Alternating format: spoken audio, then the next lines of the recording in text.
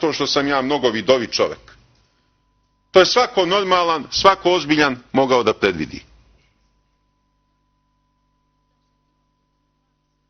Mi Srbi nećemo. Vi hoćete da se odsep, mi nećemo. I šta sad?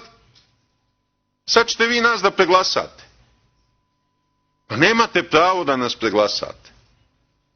Jer onda kad je konstituisana Bosna i Hercegovina kao federalna jedinica, dobili smo garanciju da niko nikada ne može da nas preglasa. Kad je konstituisana Hrvatska kao federalna jedinica, dobili smo garanciju da nas Srbe ne može niko nikada da preglasa u pogledu državnog statusa Hrvatske. Sad to odjednom ne važi. Jer će Evropska zajednica, kasnije Evropska unija, reći drugačije. Jer će Amerikanci reći drugačije. Jer će onaj međunarodni hohštaplet Badinter reći drugačije i njegova komisija.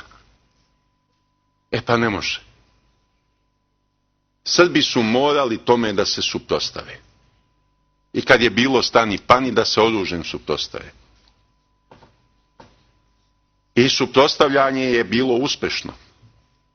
Suprotstavljajući se, Srbi su stvorili Republiku Srpsku Krajinu i Republiku Srpsku. Jer su rekli, ako vi hoćete da se odcepljujete, idite slobodno. Ali bez nas, bez naših teritorija. E sad, kad izbije rat, prirodna je pojava da svako želi da zauzme što veću površinu teritorija. To se u svakom ratu dešava.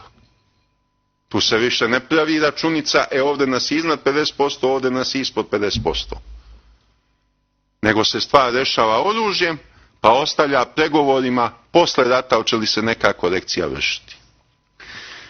I onda su Amerikanci odlučili da unište Republiku Srpsku Krajinu, da proteraju srpski narod iz njenih zapadnih delova.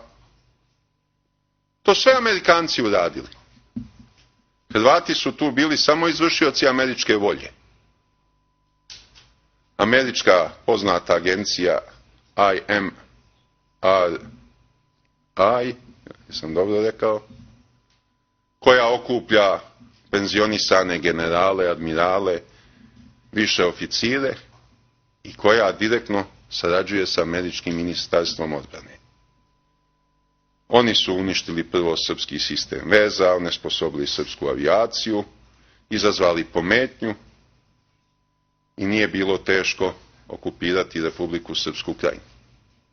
Ali to ne može biti trajna, dugovečna okupacija. Jednog dana Republika Srpska Krajina će ponovo biti slobodna. A moja je uloga da ostavim amanet da ona mora jednog dana opet biti slobodna.